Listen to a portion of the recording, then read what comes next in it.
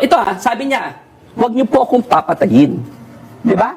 That's a very serious accusation na merong papatay sa'yo. Right? And if that's gonna be the case, tama yung antics, that i-report mo sa NBI, pangalanan mo, pakita mo yung mga ebidensya, because no one should tolerate threats against sitting legislators. No? So we're not tolerating that. Pero, antics ba ito? Totoo ba? O nagpapaawa effect? Yun hindi natin makita kasi ayaw niya naman ipakita yung ebidensya kung saan nanggagaling itong mga threats na ito na magpapatayin. At saka, ngayon pong nararanasan ninyo yung mga ginigipit. Yung mga ginigipit. Supposedly, yun yung, ano niya yun yung script niya, ginigipit kayo dahil nagsasalita kayo against corruption. Sana naman po, the same po, ganyan po kayo ka-consistent, no? Na yung mga ginigipit at pinapatay, you say something against it. Pero parang po yung buong pamilya ninyo, kasama po kayo, nananahimik, lumalawakan yung patayan sila ni Rodrigo Duterte, at saka maraming ginigipit nung panahon ni Rodrigo Duterte. Dahil ba nakuha mo yung prangkisa nung panahon ni Rodrigo Duterte, kaya hindi ka nagsasalita sa lahat ng mga excesses ng ang administrasyon at para bang gigil na gigil ka lang ng double standards mo kasi nga, dahil kahit na tama, kung kaibigan ng nanay mo, hindi mo kakasuhan, ganun ba yung klaseng politika na pinopromote ng mga ganitong bagong politicians natin? No? So, para sa akin, napaka-isip bata lang talaga ni Leandro Leviste, pero tama po ang sinasabi ni Attorney Dino De Leon, no? Bakit nga naman, 'di ba?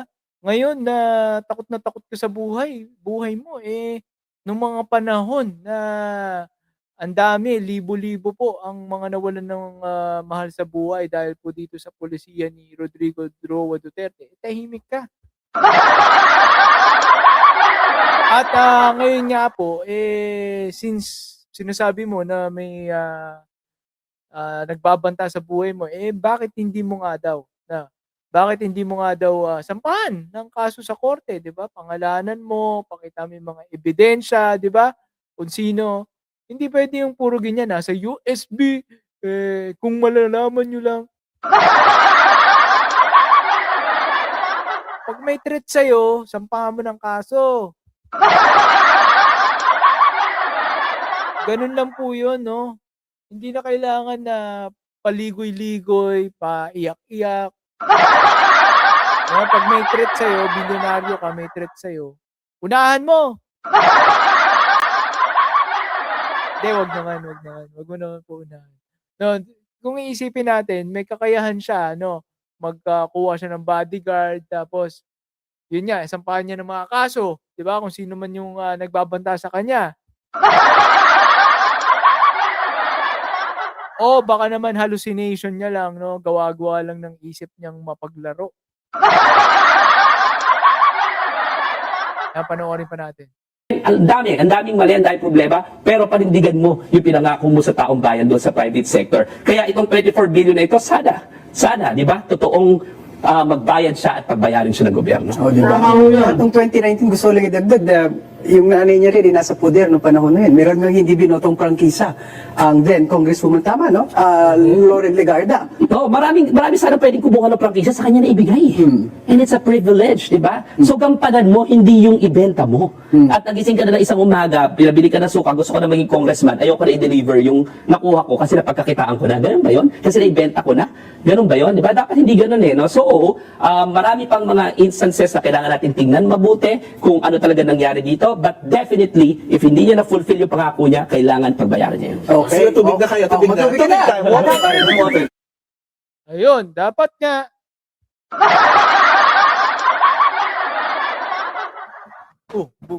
Bumagsak si tatay mo karton. Diba? Dapat nga talaga, di ba? Dapat mo talaga kung hindi mo na-deliver ang iyong pinangakong serbisyo sa bayan, anong gagawin? Dapat po talagang magmulta ka at sana mapilitan kang magbayad, no? Bago mo problemahin yung 110 million na di umano sasampa mong kaso kay Yusek Claire Castro, ikaw naman po, no? Ikaw muna ang dapat na magbayad ng 24 billion na halaga, no? Na penalty dito sa gobyerno. Kung iisipin natin, parang mas masahol pa nga si Congressman Leandro Leviste, di ba? 24 billion pinagkakitaan niya sa gobyerno eh. Ganun pala kalaking halaga yun, di ba? Meron pa siyang binenta kay Manny Pangilinan. Di ba? Ang iisipin mo. Di ba? Parang ganun din. Kumbaga, kung hindi man mas masahol si Congressman Leandro Levisne, parang parehas lang sila nung mga contractor dito sa flood control at si Congressman Leandro Levisne. Parehas lang yung level. Kasi parehas lang naman pong inutakan nila ang gobyerno. Pagkatapos mong kumita na dito sa Solar Boy, pagiging Solar Boy, biglang hindi ka na po magdi-deliver ng iyong pinangakong serbisyo. Di parang ka rin, di ba? Contractor ka rin talaga eh. Congressman na may contract. Kaya nga, contractor.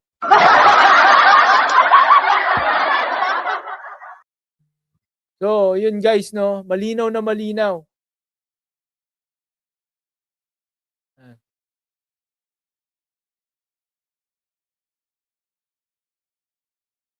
Ayan, sabi ni Annalyn Ando. Ganyan naman sila na pag ayaw nang sumagot sa mga akusasyon o di kaya ayaw na talagang magpakita, yan ang sasabihin nila. May banta sa buhay nila.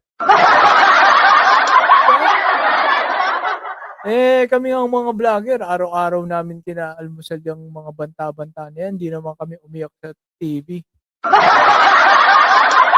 Diba? Siya, pwede naman siyang kumuha ng bodyguard, diba? Yan ang pinagkaiba ng kagaya natin na may utak. Yun nga lang, wala tayong bilyon. Siya, may bilyon siya kasi wala siyang utak. Ako bilyonaryo, unahan ko pa yung nagbanta sa akin eh. Magkano lang ba? Kontakin niya yung mga tropa ni Sara, yung hinardi umano ni Sara, di ba? Kontakin niya, Ako binabantaan ako niyan ha. Ito. Joke lang yun ha, baka totohanin mo, congressman. Joke lang yun ha, Char. Diba, bilyonaryo ka, tapos paiyak-iyak ka. Kulang na lang magtago ka sa saya ng nanay mo. Hoy! Gumising ka! Tuli ka na ba? Baka hindi ka pa tuli No, supot pa yata ito eh. Ang aga-aga mo naging congressman, dapat Congress kid.